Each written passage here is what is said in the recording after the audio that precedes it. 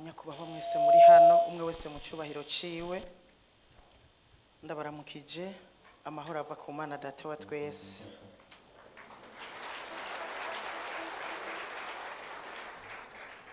Ndashimiye Imana Data wa twese ko yanyemereye kuba hano, ariko ndashimiye nabo yakoresheje indongozi z'umugambwe kugira ngo banyiyumvire ko nshobore kuza kuri no tariki yanyu mirangiza ukwezi, dushobore gusangira amajambo y'Imana. Ndabizi ko atari jewe mukenyezi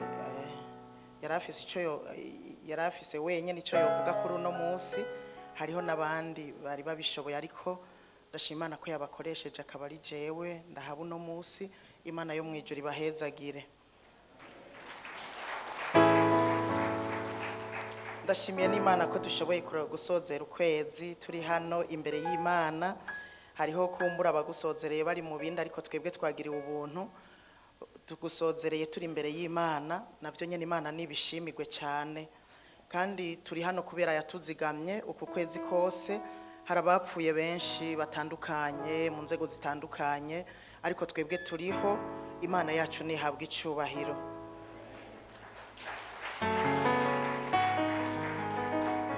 Reka dusome amajambo dusanga mu Musiguzi 9 umurongo wa 18, avuga ngo ubwenge buruta ibigwanisho by'intambara, ariko umunyabyaha umwe yonona ibyiza byinshi.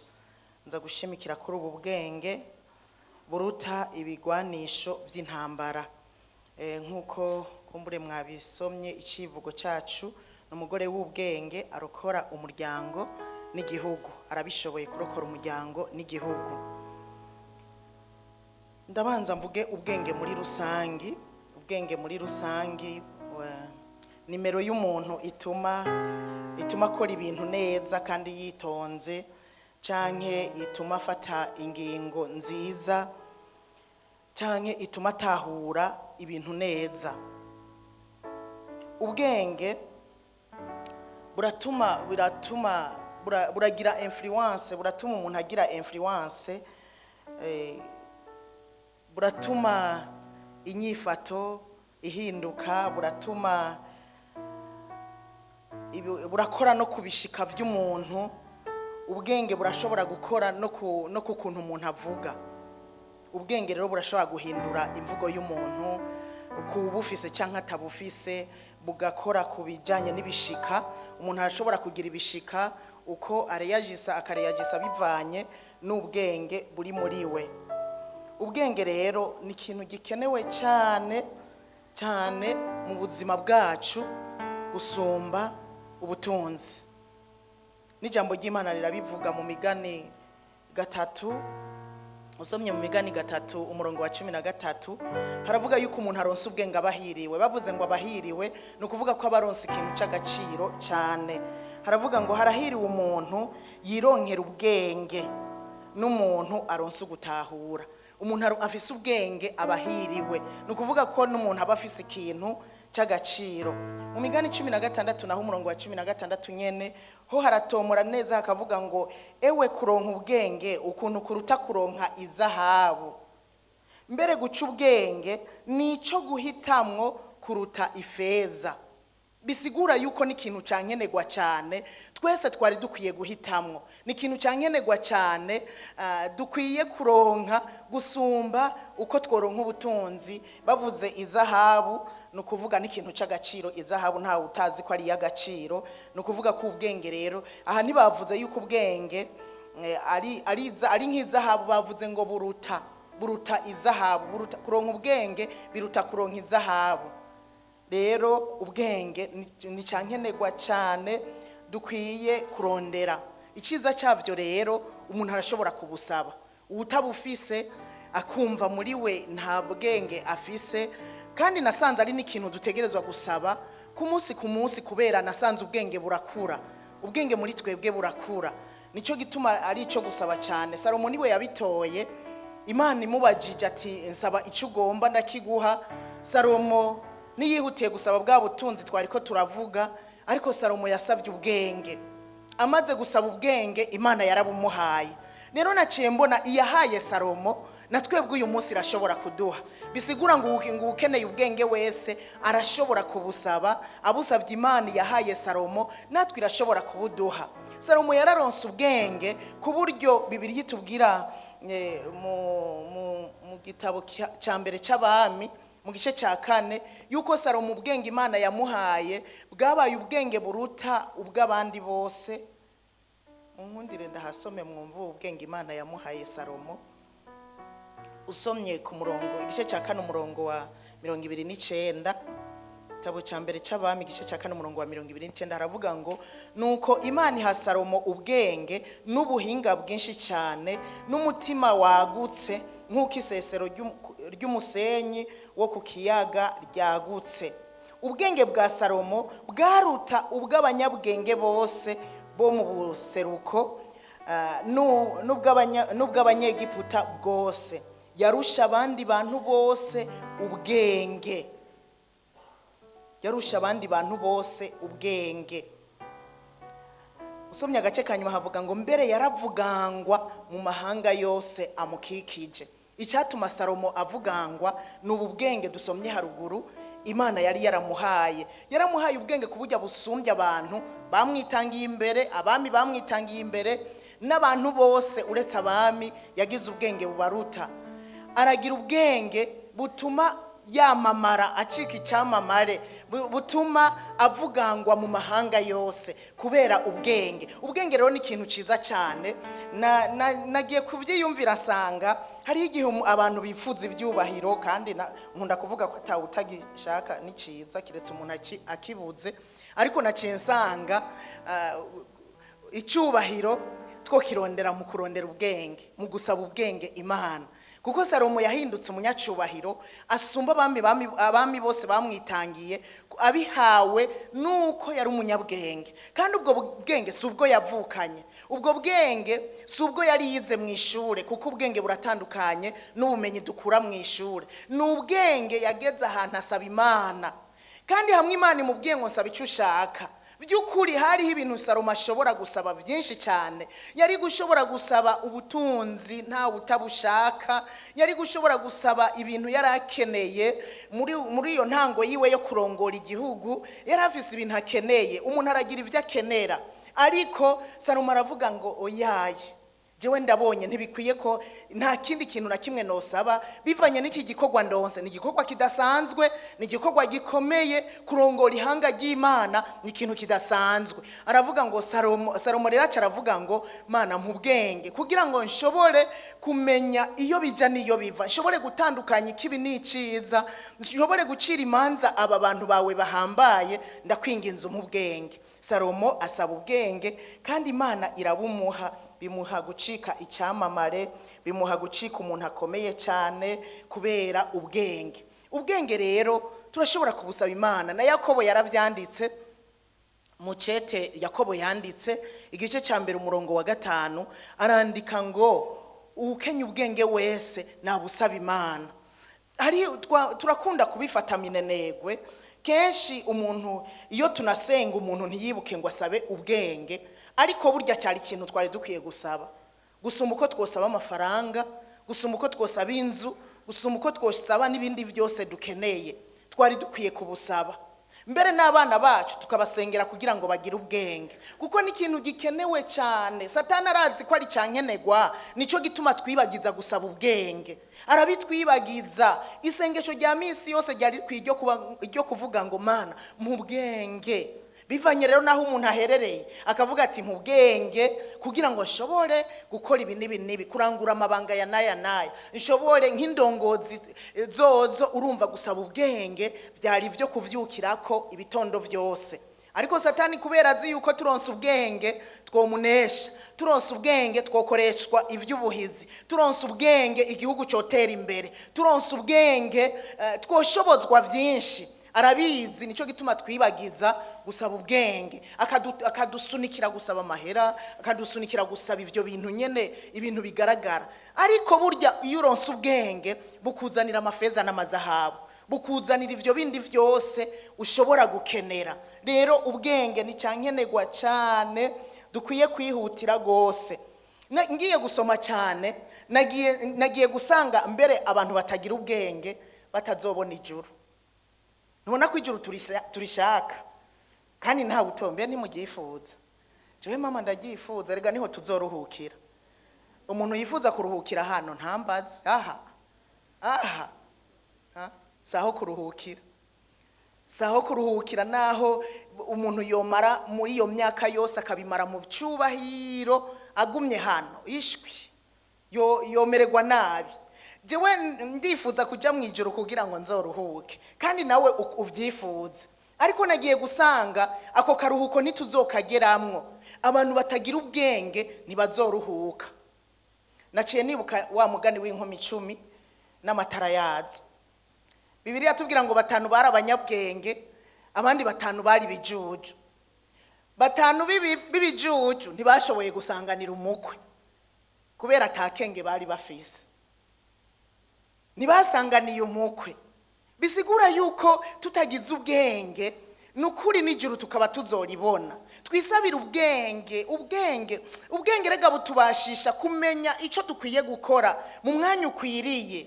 Umuntu afise ubwenge aramenya icyo akwiye kuvuga mu mwanya ukwiriye. Umuntu afise ubwenge amenya icyo akwiye gukora mu mwanya ukwiriye. Ubwenge bumubuza gukora iki na kiriya kubera ubu bwenge ndiko ndavuga ni bwa bundi buva ku kubaha Imana.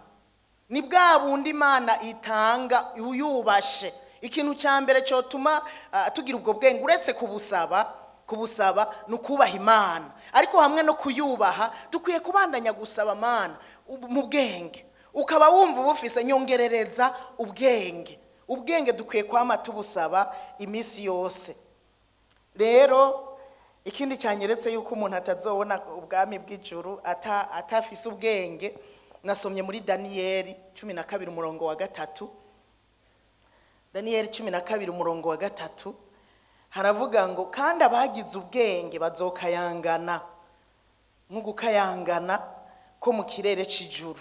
Bazokayangana no kuvuga ngo nibanashika yo mu ijuru bazokayangana kuko bazokwambikwa n'ibitsibo kubera ubwo bwenge buzoba bwanababashije gukora ibikorwa vyiza bashobora kuzohembegwa kuri wa munsi. Rero ubwenge tuburondere cyane gusumba uko tworondera ubutunzi bwose. Bavuze ngo abagize ubwenge ntibavuze ngo abize amashure menshi, ntibavuze ngo bari ngo bazoba bafise ubutunzi bwinshi ngo bazokayanganeka.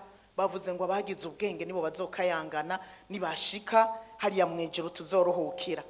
Kandi zijya nkumi zibijuju murabizi neza ko basigaye baradodora. Abandi bamaze kwigira kera barasanganira umukwe kubera bo ubwenge bari bafise bajya 5 b'abanyabwenge nibwo bwabibukije ngo hamwe no gutwara amavuta mu matara yanyu nimutware na ya reserve kuko ayo mutwaye mu macupa ashobora guhera. Ubwenge bubabwira ngo umukwe ashobora guteba. Rero ko ashobora guteba nimutware amavuta ya reserve. Ariko ibijuju byarashajije nk'abageni nk'abagiye kwitegurira nyene umukwe barashaza bashira amavuta mu macupa yabo baragenda kubera atabwenge bari bafise. Ntibamenye ko bategerezwa gutwara amavuta ya reserve. Ntibamenye yuko umukwe ashobora guteba hanyuma amavuta gahera baca bapfa kugenda. Rero umukwe yaratevye amaze guteba amavuta arahera mu macupa yabo mu matara yabo. Amavuta arahera mu matara yabo. Amaze guhera amatara arazima. Umukwe aza gushika amatara azimye. Urumva rero bategerezwa ngo bari basinziriye bandi bazanzamutse bacana amatara. Bisigura yuko uwategerezwa kwinjirana n'umukwe itara ry'abajyaka. Rero natwebwe tube maso ntitube nk'ibijuju ngo amatara yacu azime. Amatara yo mu mitima yacu azime. Ijambo ry'Imana burya niryo tara niko Bibiliya ivuga ngo rimurikira ubugingo bwacu. Tugira ijambo mu mitima yacu. Abantu batagira ijambo mu mitima bagendana baba bagereranywa na za nkumi 10 z'ibijuju. Ntitukabe nkabo ariko tugira ubwenge tumenye ngo umukwe arashobora guteba. Burya Yesu agitebaganye bishobora kugorana, ariko tubise ijambo mu mitima yacu rizoba riratuzigamye, ribe riratuzigamye mu kurindira yuko umukwe ari we Kristo wacu aza gutwara abageni biwe. Rero kugira ubwenge birakenewe cyane. Hano ariko ndasigura ko kugira ubwenge bikenewe, sindashikira uwo mukenyezi, ariko muri rusangi kugira ubwenge birakenewe cyane gose, cyane gose. Usomye mu Migani 11 umurongo wa 2 agace B haravuga ngo ariko ubwenge bubana n'abicishije bugufi. Hejuru havuga ngo ubwibone buje niho haza guteterwa, ariko ubwenge bubana n'abicishije bugufi. Bisigura ngo ubu bwenge nubwo tubusaba nibwinjira mu mitima y'abibone, bwinjira ahantu haciye bugufi, bwinjira mu mitima y'abantu baciye bugufi. Usomye neza Salomo burya yasabye ubu bwenge mu mutima wiwe aciye bugufi, nico gituma yanaburonse. Yasabye aciye bugufi. Usomye guhera ku murongo wa 6 mu gice cya 3 harabivuga neza, mu nkundi nahasome kugira tubitahure neza. Haravuga ngo Salomo arishura ati wagiriye neza cyane data umusavyi wawe Dawidi, kuko yagendera imbere yawe mu by'ukuri no mu by'ukugororoka, agutunganiye mu mutima wiwe, kandi ukaba waramugereye kuzomugirira neza cyane nk'uku, ukamuha umwana wo kumusubirira ku nganji nk'uko biri uyu munsi. Nuko none uhoraho mana yanje, jewe umusavyi wawe wanyimitse mu gishingo cya data Dawidi, ariko nkiri umwana muto sinzi iyo bija niyo biva. Kandi jewe umusavyi wawe ndi hagati mu bantu bawe watoranije, ihanga rihambaye ritoharurika canke ngo rimenywe ubwinshi bwaryo. None rero jewe umusavyi wawe umpe umutima w'ubwenge, nshobore gucira abantu bawe imanza, menye gutandukanya ikibi n'iciza. None ninde yoshobora gucira imanza irihanga ryawe rihambaye?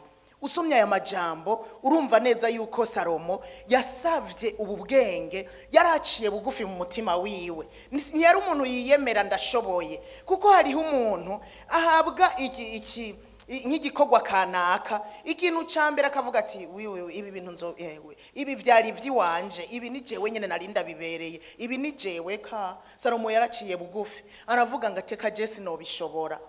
Nivyo waramusezeraniye umusavyi wawe Dawidi ari we papa, uramusezeranira yuko uzomuha umusubirira mu gishingo.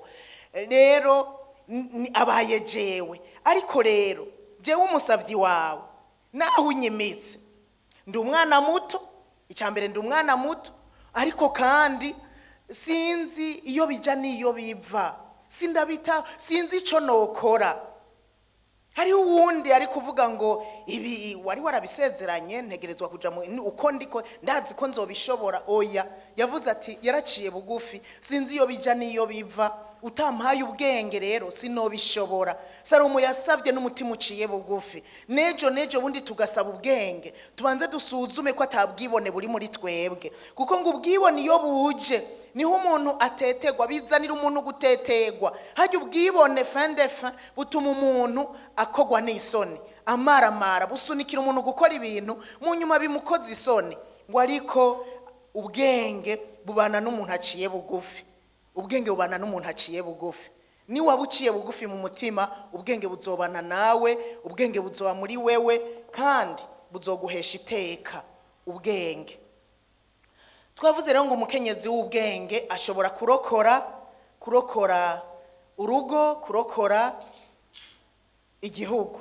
Kandi nivyo emwe tunakenguruka yuko abakenyezi na nyakubahwa arongoye umugambwe, umunyamabanga w'umugambwe yabivuze yuko abakenyezi turi mu nzego zose. Ibi turabikenguruka vy'ukuri.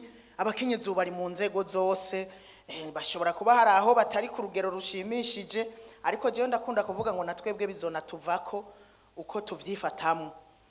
Kuba turi mu nzego zose ni vyiza cyane, kandi umuntu wese ahaherereye nasanze bishoboka ko ashobora kugira uruhara rwo gutabara igihugu, ashobora kugira uruhara rwo umuryango wowo nibisanzwe, kubera umukenyezi asanzwe ari mu muryango nk'inkingi, asanzwe ari mu muryango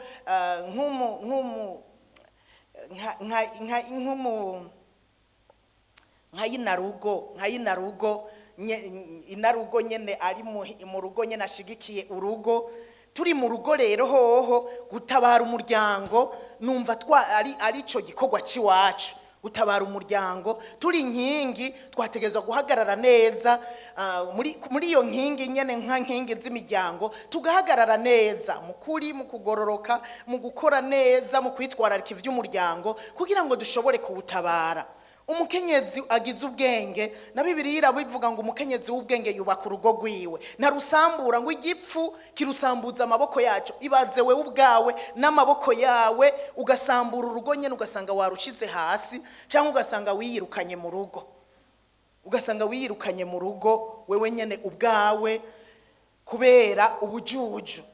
Umukenyezi w'ubwenge arubaka urugo rwiwe. Ubu bwenge turabukeneye cyane kugira twubake ingo zishobore gushikama. Ingo zishikamye igihugu kirashikama. Burya imiryango myinshi buzemwe amahoro bituma igihugu kibura amahoro. Imiryango myinshi hari bitagenda, hari gusubiranamwo, gutana kw'ibirake, gutandukana, usanga no mu gihugu hari bitagenda neza. Nico gituma umukenyezi agize ubwenge yubaka urugo rwiwe. Nico gituma numva no hamagarira abakenyezi turondera ubwenge, twebwe turushe n'abatware kurondera ubwenge, turushe n'abagabo kurondera ubwenge, kuko nitwaburondera. Jewe nagumye nibaza impamvu, ariko nsoma ijambo nkicara nkavuga nti none nta handi hantu ndasoma bigeze bandika ngo boba baranditse ngo umugabo nawe nyene w'ubwenge ngo yubaka urugo rwe. None ni kubera iki banditse umugore gusa, bakavuga ngo umugore w'ubwenge yubaka urugo rwiwe, ngo ariko igipfu kikarusambuza amaboko yacu? Hariho impamvu bavuze umukenyezi ntibavuga umugabo. Nukubera bazi yuko umukenyezi agize ubwenge vy'ukuri, naho kumbure oya reka ndeke kubivuga ntimunkubite canke mvuge bukebuke, naho umugabo atogira ubwenge ngira umugore afise ubwenge yobizana akavyegeranya, hanyuma ukazusanga ngira navyo mwumvise, ukazusanga urugo yagubatse neza, ukazusanga urugo rwubakitse kubera ubwenge bw'umukenyezi. Umukenyezi w'ubwenge yubaka urugo rwiwe. Tugira ubwenge tuburondere ubwa mbere mu kubaha Imana, kuko biva mu kubaha Imana niho hambere. Ariko wubasha Imana urongerako no kubusaba, ukabusaba kugira ngo bugwire, ukabusaba kugira ushikame mu bwenge, ubukoreremwo, ubuhagararemwo, ubugenderemwo, bugufashe kubaka urugo. Umukenyezi w'igipfu birababaje usanga ariwe wisamburiyeko, kandi ariwe wari kubaka ahubwo bikaguma. Birababaje. Imana iturinde kuba abakenyezi b'ibipfu. Imana iturinde kuba abakenyezi b'ibipfu. Imana idufashe ntitube abakenyezi b'ibipfu, ariko tube abakenyezi b'abanyabwenge. Rero uwo mukenyezi w'ubwenge yubaka urugo rwiwe asanzwe ari inkingi ishigikiye urugo. Uyu mukenyezi rero ntashobora gutabara urugo gusa, ashobora no gutabara igihugu. Ndafise akarorero dusoma muri Bibiliya ko umukenyezi yatabaye igihugu, atari kubera yari umushikiranganje, atari kubera yari umushinga amateka, kuko abakenyezi twohava twibaza ngo dushira gati mu ginyo, bamwe bari hariya ruguru ngo ntibindaba, bamwe batize ngo ntibindaba, abadandaza mu isoko ibyo by'amahoro ntibindaba, ukamengo abakozi b'Imana nka twebwe ntibindaba, ukamengo biraba bari muri politike nk'abajya banansi bari mu nzego noneho zirongora umugambwe, banansi bati nibo biraba, bajya bari mu mugambwe nibo eka sibo bonyene, sabashikiranganje bonyene, sabashinga amateka bonyene, twese biraturaba kugira ngo dushigikire igihugu, tucubake, tukirokore mu gihe cy'ibibazo n'ingorane. Twese abakenyezi biraturaba kandi turanabishoboye. Je nasanze turanabishoboye umuntu wese ahaherereye. Uyu mukenyezi rero nuwo dusoma muri iki gitabo c'abami, igitabo kigira kabiri cy'abami igice cya 20 havuga uyu mukenyezi yari umurushwa, ntiyaratunze na gato haba namba. N'igitabo kigira kabiri cya Samweli, cya Samweli mu gice cya 20 havuga uyu mukenyezi, nta zina giwe bavuga, ariko bamuhaye izina ry'umukenyezi w'umunyabwenge. Nasanze ubaye umunyabwenge urashaka kuronka izina, nibiriwe baravuga izina giwe bo bavuze gusa n'umukenyezi w'umunyabwenge. Ikindi cyatumye batamuvuga izina, ntiyarazwe, nta CV yagira,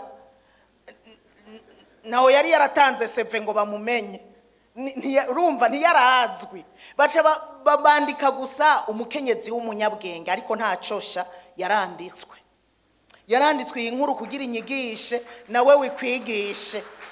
Nubwo atarazwi, yari umukenyezi ngo akengeretse. Usomye kuva mu gice cya 20 kuva ku murongo wa 16 aravuga ngo uwo mugore yari umunyabwenge, ari mu gisagara, azwi nk'umugore w'umunyabwenge. Yarazwi nk'umunyabwenge nubwo atarazwi muri politike canke mu bindi, yarazwi nk'umukenyezi w'umunyabwenge. Hanyuma mugabo yagiye kumenyekana naho nyene ikibazo kibaye. Hari igihe umuntu amenyeka, ibibazo biba kugira umuntu amenyekane muri ibyo bibazo nyene uko ari n'ubutunzi buri muri we.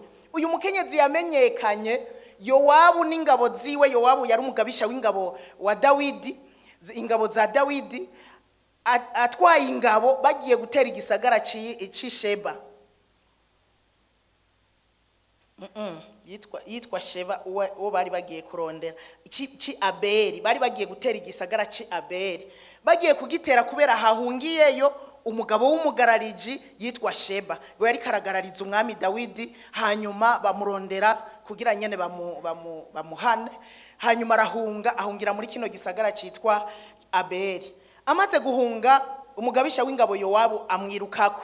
Amaze kumwirukako, baramenya ko yinjiye muri ico gisagara. Hanyuma igisagara cyari kizitiye, babura aho baca.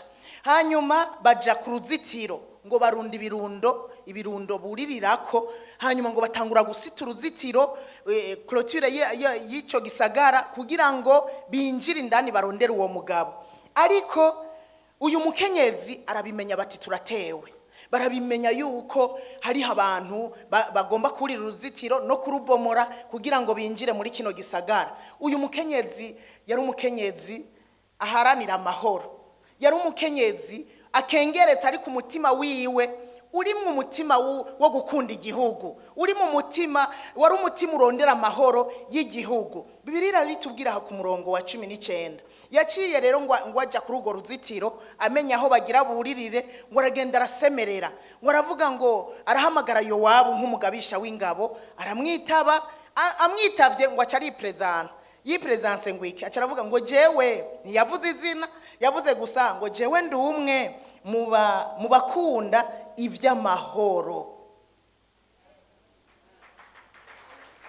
Ibaze mu gisagara aragenda, yarumva ari sure muri we, yarumva ibyo agiye kuvuga ko ari ukuri, yuko akunda ivy'amahoro mu mutima byari we, kandi kugira arinda atera intambuko aje guhangara umugabisha w'ingabo Yowabu.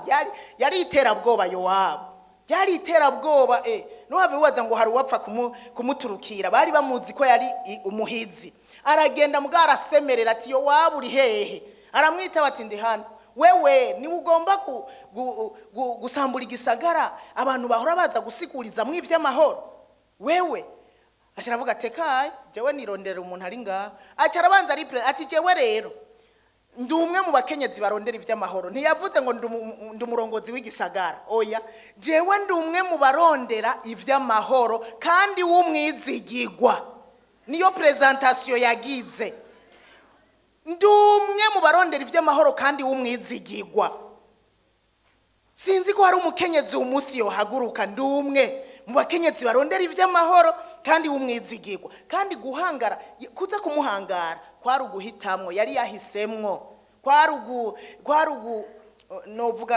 yarashoye agahanga. Yavuga ngo anyiza reka jewe ndamubwire ikiri ku mutima. Aca rero aramubwira ati none wifuza iki kugomba guhonya igisagara. Ngira uwo mukenyezi ntiyari yamenye ibyabaye yuko mu gisagara iwabo hahungiye umugarariji. Hanyuma Yowabu aramubwira ngo jewe singomba guhonya igisagara, nironderera umugabo umwe gusa yahungiye aho iwanyu yitwa Sheba ariko agarariza umwami. Hanyuma uyu mukenyezi rero hararyoshe cyane. Uyu mukenyezi yaciye amubwira ati wewe gusa arindira umutwe wiwe turawuguha. Ibaze uyu mukenyezi arumva neza ati jewe uyu mukenyezi hamwe n'ubwenge buri muri jewe nuko nkunda amahoro, uyu mugabo turatanga umutwe wiwe. Acaramubwira ngo nuko rero umutwe wiwe turawurenza uruzitiro tuwugushiburire. Acaragenda. Yowabu acaratekana, arumva ntiyaracuriye uruzitiro, ntiyarakibomoye uruhome, umukenyezi acarigira. Ku murongo wa 20 havuga ngo maze uwo mugore aja mu bantu bose ajanye inama y'ubwenge. Kubera yari umunyabwenge, agenda ajanye inama y'ubwenge, arabumvisha ukuntu igisagara kitozira umugabo umwe gusa kandi w'umugarariji yagararije umwami. Aravuga ati tumurondere rero, mu majambo make tumurondera aho igisagara gihona, tumurondere dushiburire umutwe Yowabu. Arabumvisha mu bwenge bwiwe, baramurondera Sheba, baramuca izosi, bashiburira umutwe wiwe Yowabu acarigira. Kuko nta kindi yarondera uwo mugarariji yari yagararije umwami.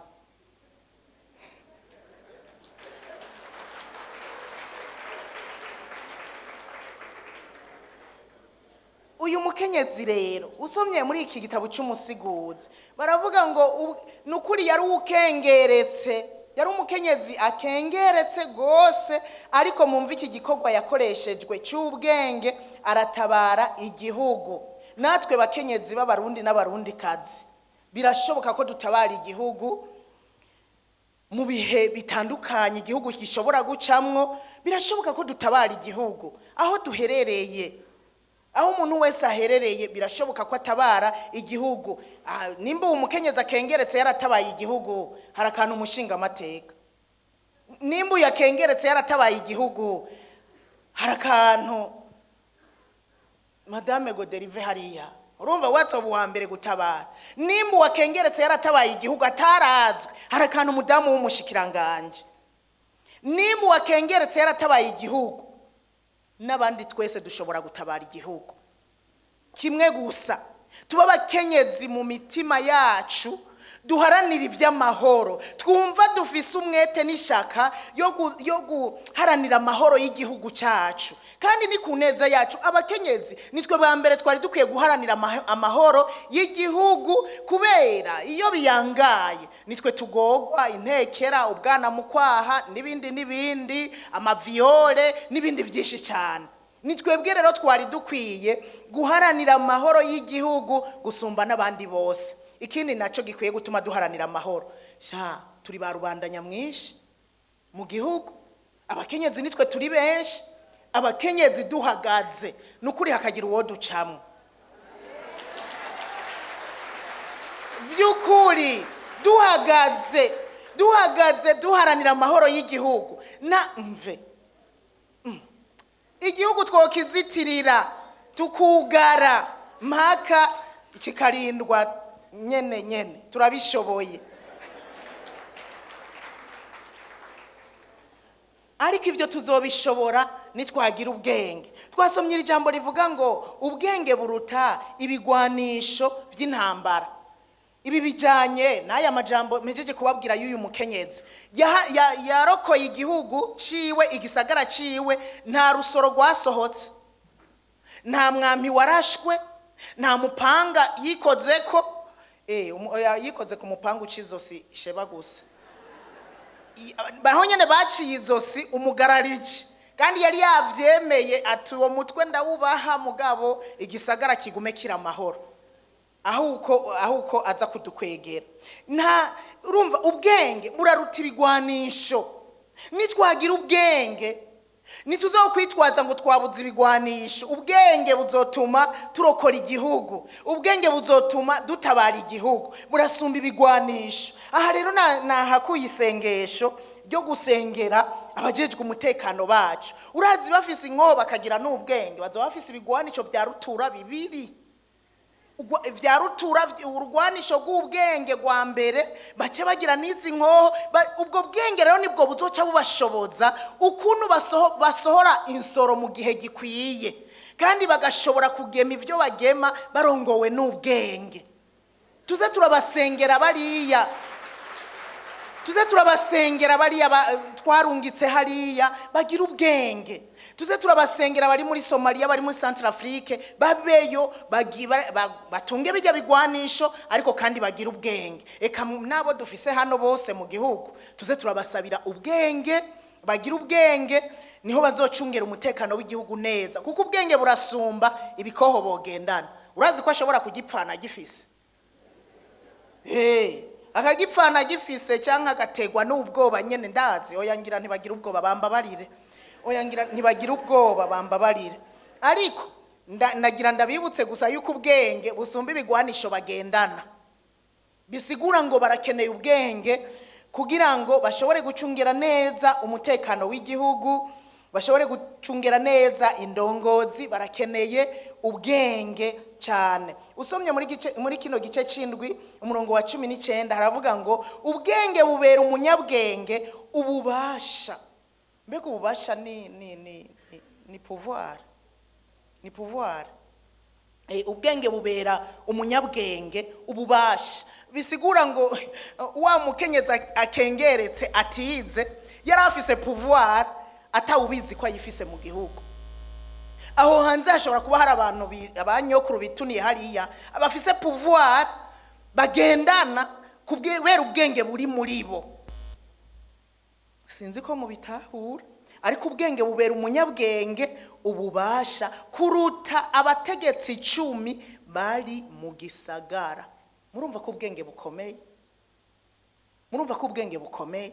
Abategetsi 10 bari mu gisagara batagira ubwenge, barutwa n'umuntu umwe gusa afise ubwenge, bimuha ububasha busumba ubwabo bategetsi 10. None uyu mukenyezi twasomye ntiyagize ububasha. Erega nibatubwiye ko ari we yararongoye igisagara haba namba, ntiyari n'icegera c'urongoye igisagara haba namba, ariko yari afise ububasha bwamukoresheje ikintu kitakoreshejwe urongoye igisagara, bitakoreshejwe n'abandi bakuru bari muri ico gisagara, ariko vyakoreshejwe uwo mukenyezi umwe akengeretse. Rero ubwenge bubera nyenebwo, bubera ubufise ububasha. Icompa ubwenge tukabugira kugira ngo tugendane ubwo bubasha muri twebwe. Imana idufashe tugendane ubwenge muri twebwe. Umukenyezi rero arondera ubwenge, turondera ubwenge. Abakenyezi bo mu gihugu cyacu turondera ubwenge, tubwiruke ko tubusabe kuko turavyemerewe cyane. Reka rero nsozereye umukenyezi w'umunyabwenge twomumenyera kuki? Umukenyezi w'umunyabwenge kuko nyabwenge nyene buzo, kuko umuntu ntagenda arikubita mu gikiriza ngo ndi umunyabwenge. Mbere hari gona nyene kugira ubwenge abona ari karakoreshwa gusibi, agakoreshwa biriya, ariko nawe nyene ubwiwe atabizi ko ubwo bwenge bumurimwo. Mugabo ubusavye urizera yuko wabuhawe, kandi ugenda urabibona mu kutorera inyinshi ibibazo bitandukanye, ugenda urabibona. Ariko n'abandi barashobora kukubonera kuri ibi bikurikira. Imigani 31 umurongo wa 26 hari akajambo ka mbere kavuga ngo iyo ateranuye akanwa avuga ivy'ubwenge. Uyu mukenyezi w'umunyabwenge iyo ateranuye akanwa avuga ivy'ubwenge. Iki ni ikintu cya mbere kiranga umuntu w'ubwenge. Haba ariko bavuga umukenyezi aroranye, umukenyezi aroranye niwe bariko baravuga. Iyo ateranuye akanwa rero bavuga yuko wewa avuga ivy'ubwenge. Umukenyezi aroranye niwe mukenyezi w'umunyabwenge. Ateranuye akanwa avuga ivy'ubwenge, amajambo y'ubwenge. Sinzi iyo twumvirije abantu bariko baravuga, abantu batandukanye, hari igihe umuntu avuga ukumva ko ijambo asohoye ari iry'ubwenge. Hari igihe tuba mu manama tukagira amanama, ariko umuntu akinumira yavuga ukumva yuko azanye amajambo y'ubwenge.